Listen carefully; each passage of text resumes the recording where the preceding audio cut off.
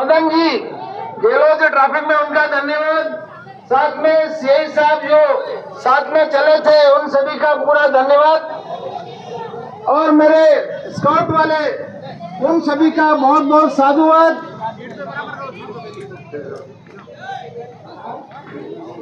खेल गांव के बच्चों का बहुत बहुत साधुवाद। और मेरी बच्ची बहनें जो सामने विराजी हुई है, उनका मैं साधुवाद करता हूं।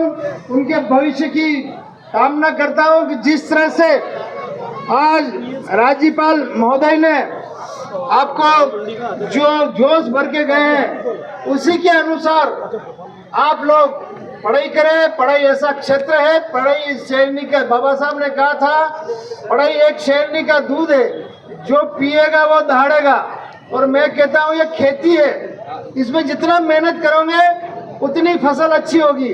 तो आज आप यहाँ से प्रण लेके जाओ कि आप है जो बहुत मेहनत करोगे और इतनी मेहनत करोगे कि अपना गोल आज फिक्स करके जाओ। गोल जो अपना लक्ष्य, बाबा साहब की आज पुण्य जयंती है, इस जयंती पर मैं आपको यही प्रण दिलाता हूँ बच्चों को, आज कुछ न कुछ, जैसे मेरे को आईएएस बनना है, जैसे मेरे को आईपीएस बनना है, जैसे मेरे को पटवारी बनना है, जैसे मेरे को इस तरह से बनना है, ऐसा संकल्प लेके जाओ। और उस संकल्प, जब अब अब्दुल जी कलाम साहब कहते थे तो सोते हुए सपने नहीं देखते हैं, सपने जागते हुए देखते हैं, वो सच होते हैं। तो आज मैं आपको सबको संकल्प दिला रहा हूँ, आप लोग प्रण करके जाए। और अब की बार यही भी प्रण करके जावे कि जब भी ये अंबेडकर जयंती समारोह समिति रैली का आह्वान करे, तो उसमें आप एक एक बहने अपने साथी को लेके पधारे। इससे क्या है कि आप लोगों को, आपका भी उत्साह बढ़ेगा, आपका भी मनोबल बढ़ेगा। और साथ में साथ जो आपको पब्लिक देखती है, जो अपने बंधु भाई छुट्टी होने के बाद भी घर पे सो रहे हैं, उनकी आंखें खुलेगी। और आप सब बच्चों, आपके पिताजी अगर गवर्नमेंट सर्वेंट है तो आप जाके आज उनको ज़रूर बुलाना देना कि आज आपने बाबा साहब की जयंती में क्यों नहीं पधारे, क्योंकि सरकार ने, केंद्र सरकार ने बाबा साहब की छुट्टी घोषित की थी और आज वो अंदर बैठे हैं। और इनके बारे में भी हम सोच रहे हैं कि जो बाबा साहब का आरक्षण का लाभ लेकर पदों पर बैठकर, एसी में बैठकर जो लोग अभी सुख सुविधा का भोग कर रहे हैं, उनके बारे में अंबेडकर जयंती समारोह समिति सोच रही है, सोचेगी। उनका नाम नोट करके और उनके साथ घर घर जाके उनकी प्रार्थना करेंगे। तो आप है जो इस तरह मत करो, बाबा साहब का उत्साह का दिन है। मैं आप सभी बच्चों को और सभी बंधुओं को जो यहाँ पधारे हुए हैं, उन सभी से मैं निवेदन करता हूँ, आज शाम को आप अपने घरों पर घी का दीपक, घी का नहीं हो तो तेल का दीपक, तेल दीपक नहीं हो तो मोमबत्ती जरूर जलावे इस महामानव के लिए। आज अगर महामानव नहीं होते तो क्या आप और हम इस मंजिल तक पहुंच सकते थे? उस वक्त में बाबा साहब ने हमारे पंच के राम जी काका साहब पधारे हुए हैं, उनका भी मैं स्वागत करता हूं। राम जी काका साहब, आप जहाँ कहीं भी हो मंच पे पधारे, मैं सभी का इस मन से स्वागत करता हूं। साथियों, आगे भी आप इस संकल्प लेके जावे कि कमरों में बैठ के कोई मीटिंगें नहीं होती, कमरों में बैठ के कोई इतिहास लिखे नहीं जाते, इतिहास लिखे जाते हैं सड़कों पर। और सड़कों पर अब जब तक आपका आदत नहीं पड़ेगी तो आप जो संघर्ष नहीं कर पाओगे। बहुत जोरदार 4 पंक्तियाँ बाबा साहब के लिए कहना चाहता हूँ। बाबा साहब ऐसे व्यक्ति थे, दूरदृष्टा थे, महादृष्टा थे। जो बाबा साहब ने वर्षों पहले बात कही वो आज सत्य हो रही है। बाबा साहब ने धारा 370 का 35A का विरोध किया था, आज वो बिल्कुल 100% सत्य हुई। और आज 370 35 से हटने की वजह से आज हमारे एससी लोगों का आरक्षण मिला। वहाँ एससी एसटी लोगों के लिए सीट रिजर्व हुई जम्मू कश्मीर के अंदर। बाबा साहब ने बहुत पहले कह दिया था कि जो पार्टीशन, जो विभाजन जो विभाजन सरकार के अनुसार हुआ था वो बाबा साहब ने कभी नहीं माना। बाबा साहब उसका विभाजन, भारत और पाकिस्तान का विभाजन के जिस रुचि से उनको बहुत बड़ी विरोध था, क्योंकि धर्म के अनुसार अगर विभाजन होता तो सैकड़ों लोग आराम से पाकिस्तान जाते और सैकड़ों लोग पाकिस्तान से इधर आते, परंतु सरकार के अनुसार विभाजन हुआ तो उसमें 10 लाख लोगों की लाशें आई, 10 लाख लोगों की लाशें गई। ये बाबा साहब का बहुत बड़ा विचार था और बाबा साहब ने 1935 में ही कह दिया था कि मैं हिंदू जन्मा हूँ, ये मेरे बस की बात नहीं है। मैं हिंदू जन्मा हूँ, मेरे बस की बात नहीं है, पर हिंदू जाति में रह के मरूंगा नहीं। 1935 में जब बाबा साहब ने ये बात सुनी, बाबा साहब ने सब धर्मों वालों ने सुनी, तो सभी धर्मों के लोग आके बाबा साहब को बताने लगे पंजाब धर्म हमारा सही है, जैन धर्म हमारा सही है, ये मुस्लिम धर्म हमारा सही है, सब धर्म सही है। पर बाबा साहब ने 21 साल तक इंतजार किया, कितने 21 साल तक हिंदू धर्म में रहने के लिए, परंतु विवश होकर जन्म के उनके मृत्यु के 1956 के मृत्यु के 1.5 महीने पहले उन्होंने नागपुर में 5 लोगों का बौद्ध धर्म स्वीकार किया। साथियों, बाबा साहब के बारे में आज जितना कहे उतना कम है। मैं 4 पंक्तियाँ लेके और मैं आपको जो भी लोग 2 महीने से हमारे साथ कंधे से कंधा मिलाकर चल रहे थे, उन सभी को इस मंच से साधुवाद देता हूँ, धन्यवाद देता हूँ। और जिसको यथायोचित मैं सम्मान नहीं कर पाया उसके लिए क्षमा चाहता हूँ और आगे भी आप हमारा मनोबल बढ़ा के रखोगे।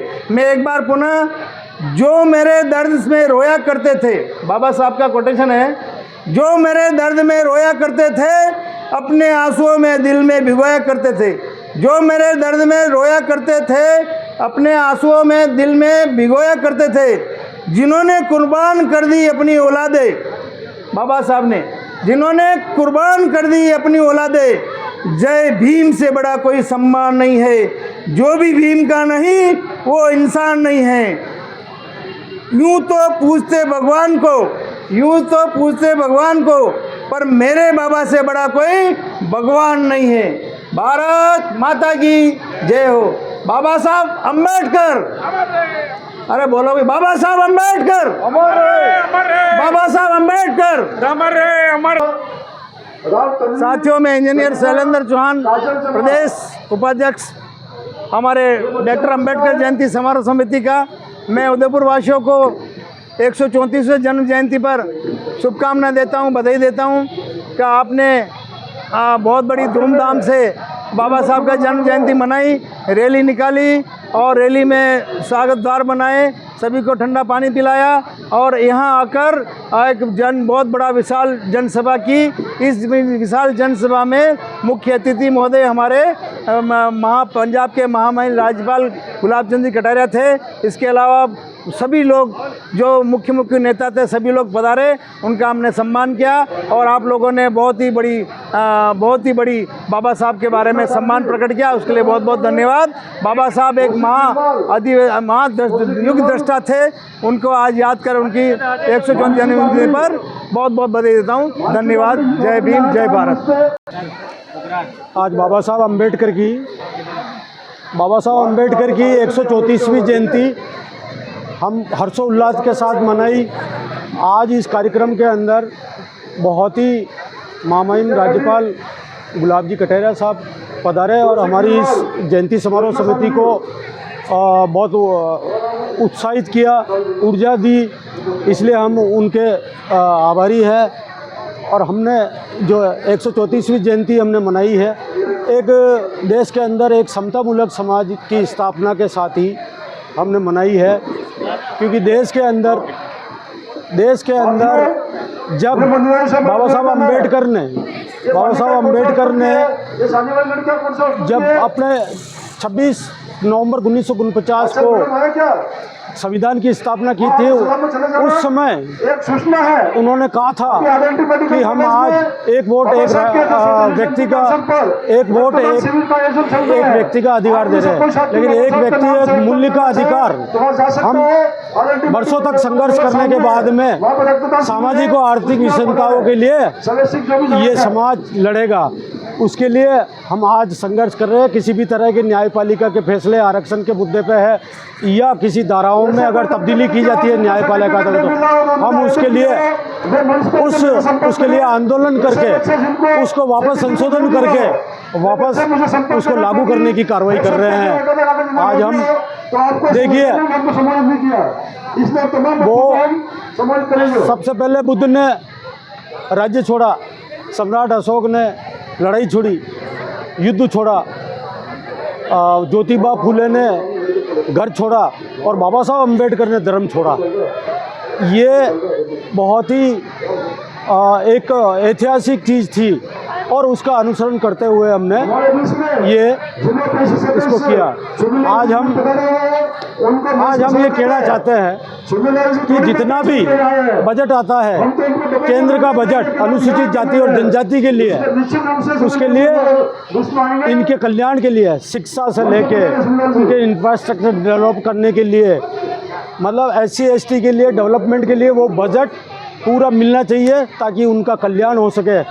और आज भी किसी भी तरह का विकास के लिए सरकार हमें केंद्र से पूरा बजट देवे, क्योंकि बीच में बजट कभी कट भी कर दिया था, कम कर दिया था, लेकिन हम चाहते हैं कि सरकार, केंद्र सरकार उस पूरे बजट को देवे। जय नमस्कार, प्रणाम।